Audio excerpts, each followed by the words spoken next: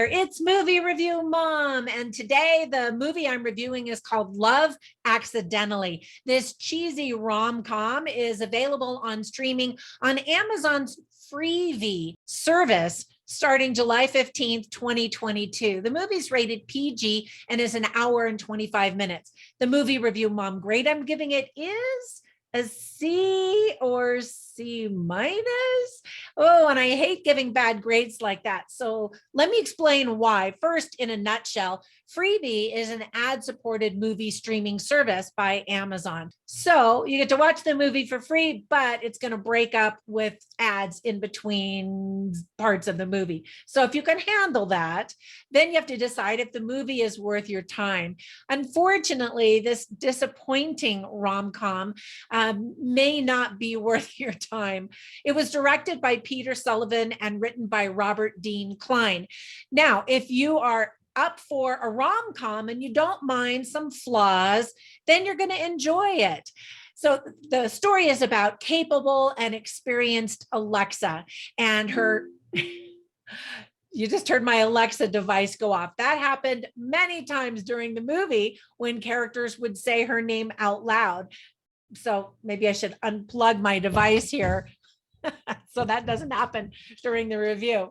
Anyway, she's got this smooth talking newcomer, Jason, at her office, and they're competing for a senior position at a high powered advertising firm when each of their significant others break up with them. Thinking she's confiding in a friend, Alexa sends a broken heart text to Jason by mistake. The two spark up a phone-only relationship with neither daring to ask who the other really is, and grow ever closer as they support each other through work problems and heartache. When they arrange to meet and the truth comes out, will they be able to put their rivalry aside and let true love prevail? Dun, dun, dun. All right, so there were some things that I liked about the movie. First of all, I had never seen either of the good-looking lead actors in anything before, although I know they've done stuff, Brenda Song and Aaron O'Connell. I love it when other movies talk about other movies, and in this film, Sense and Sensibility is quoted in the flick, although another character calls Sense and Sensibility chick lit. The opening credits are energetic and quickly get you in the mood for a rom-com. And I thought they were done really well. I expected good things. I was all set to just love this little rom-com. The movie is clean with no profanity and sex scenes. So yay. I really like that because we just don't have to see everything that's going on in the bedroom or hear foul-mouthed stuff, which is so common in movies nowadays. So I really love that about it. I'll give you some tips for parents here in just a second. So I assume that the title of this movie is a respectful nod to the romantic comedy Love Actually, which has star power, charm, and chemistry. So a more appropriate comparison and title for this movie could have been a spin-off of You've Got Mail by naming it You've Got Texts, which is not a good name for a movie. So there were things I didn't like about the movie, obviously. First of all, and the biggest problem I think with this rom-com is there's absolutely zero chemistry between the romantic leads. Both of their personalities are super self-absorbed and annoying and kind of mean-spirited, making it difficult to want to root for them as this romantic couple. That's not good and not a good part of the formula for a rom-com, not even like the characters. It's super cliched with an extremely predictable plot and very predictable dialogue. As the characters would start to say something, I could finish their sentence. And so that's not good. The workplace bickering between these two characters is actually exhausting and tiring. There's a lot of bad acting moments.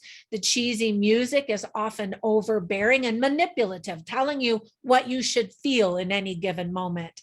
And I like Denise Richards, who's also in the movie. And so I was sad to see her mess with her beautiful face with plastic surgery. When I first saw her, I was like, whoa, she didn't need that. She was so beautiful without any of that. So I also wondered about the costume design and wondered, are baggy clothes coming back? I was surprised to see Brenda Song's character in such old-fashioned baggy clothing. And I wondered, is that the new and upcoming style, or was it intended for her to look like a bad dresser? Now she's got this high, powerful position at her company. She lives in this expensive, beautiful home. And so it seemed like a mismatch that she would be such a poor dresser. Another thing that bothered me was just there are so many hair extensions, Botox, and fake eyelashes. I like it when characters look like real people when they're supposed to be playing real people, right? It drives me nuts when female characters in movies go to bed with tons of makeup still on their face. You know, it's supposed to be a comedy, but there really isn't much humor. I don't think I laughed at anything. And then here's just a dumb question, but how is it that the leading female character lives in this gorgeous, expensive house, yet the other successful sales guy at the same company, the lead male character, has this dumpy looking kitchen and he eats Hot Pockets? You know, like that didn't match up with the character they were trying to sell us, that he was so successful at the company. Ultimately, the movie has no magic and will be instantly forgettable. So let me give you some tips for parents. Kids are going to be completely bored. So will some adults. There's lots of alcohol. We see a shirtless man, no sex scenes, as I mentioned, and no profanity. So that's good. Some of the themes that are illustrated well are competition, relationships, breakups, texting, communication. So I always write down funny lines and interesting lines if they exist in a movie to give you kind of a taste of the flavor of the movie. And like I said, I didn't write down anything funny. So there's an interesting line spoken by the main character, and he said, the male character, and he says, life is what happens when you're busy making other plans. He quotes John Lennon, and then Alexa, played by Brenda Song, she corrects him and says, no, that's actually Alan Saunders. And they have a little debate about it. And actually, I thought that was super interesting because I always thought that it was John Lennon too. When I looked it up online, half of the time it says that quote was by him and other times by Alan Saunders. So anyway, for whatever that's worth.